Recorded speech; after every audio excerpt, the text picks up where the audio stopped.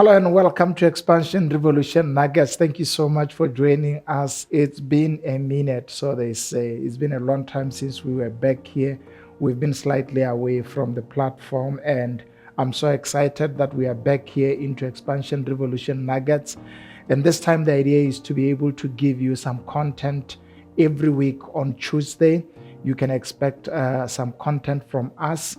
And if you are new here in Expansion Revolution Nuggets, if you watch via YouTube, make sure that you like and you subscribe. And we are at OJ Matiba at YouTube. And we are so much pleased to have the opportunity to come to you and share with you some content that we believe that it can make your life better and it can help you to improve your life.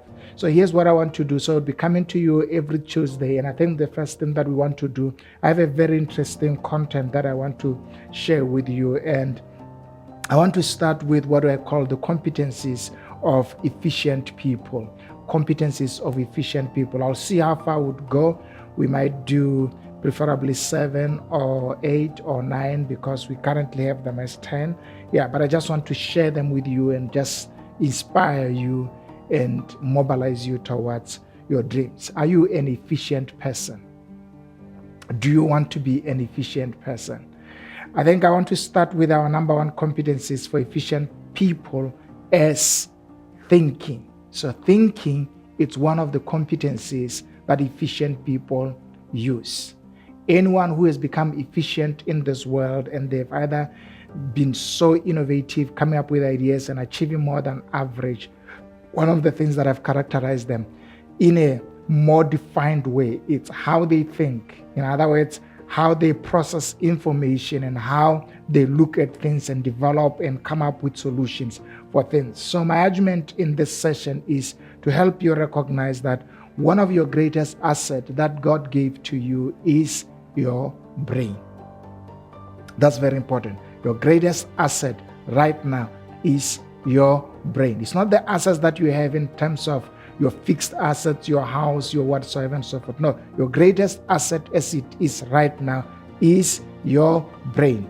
And the brain's main function is to think. What is that? To process information in such a way that it can benefit you. So I'm looking at a functional place of a process called thinking. And I'm looking at thinking as a competence. In other words, you are skilled at the way you think. I think if you are like me and you have been here, you know how much sometimes our thoughts can mislead us. You know how much sometimes negativity can come into your mind. You know how much sometimes you have discouraged thoughts. You know how much sometimes you have incorrect thinking, and how incorrect thinking can lead you into areas you don't want to go. Now, efficient people have learned a very key skill, the skill of thinking. How do you think? Here are the two types of thinking that are very important in this discussion. We classify thinking into two important areas. The first one is what we call retrogressive thinking. And then the second one is what we call progressive thinking. Now, retrogressive thinkers, one of their characteristics, which is a wrong way of thinking, they are obsessed about where they come from and what has happened in their life where they come from. That's why you call it retrogressive, because they go backwards in terms of, instead of going forward. So one of the things that efficient people have mastered is the art of not concentrating on events or opportunities that have past, because that leads to retrogressive thinking. Sometimes I've met people who their greatest disadvantage is their past successes. Now, what you did well in the past obstructs you to create solutions for the current and for you to anticipate how the future would come up and what you can be able to do in the future. So if we want to become efficient, one of the first things that we need to avoid is retrogressive thinking, because retrogressive thinking is going to take you backward and make you camp in your past. The other type of thinking is what we call progressive thinking. This is where efficient people have been able to establish that when you position your head, your brain, your thinking towards things that are in your current and in your future, you create the opportunity for you to be able to be ready to seize opportunities that are coming. So instead of thinking about the past, think about the current and how you can solve them, and think about the future and how you can seize them. So in this first session, as we welcome you back, here's the first question. How are you thinking?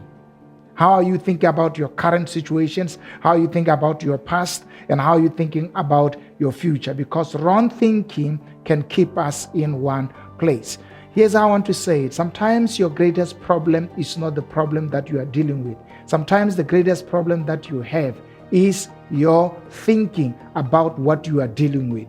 So let's look at things slightly different as we go through this discussion. I'm going to help you recognize that thinking plays a very pivotal role in how far you go in life. But today I'm asking you a very simple question. Are you a retrogressive thinker, which means you like to be occupied by things that have happened in your past, which you cannot change?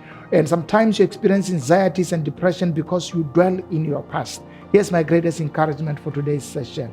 Quit thinking about what you cannot control and start thinking about what you can change and what you can influence. That's what efficient people have been able to recognize. They have a skill of pushing their brain towards things they can control and things they can influence. So stop worrying about the things that have happened in your past and concentrate on what you can do in the current to develop solutions for your future. As I close this session, I leave you with a scripture in the book of Proverbs, chapter number 23, verse number 7. It says, as a man thinks in his heart, so is he.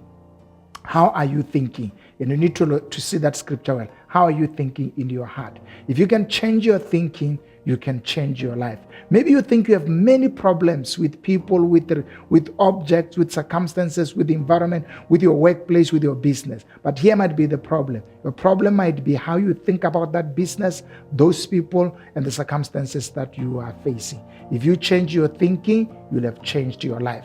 Put your hand on your chest and declare after me. I am a good thinker.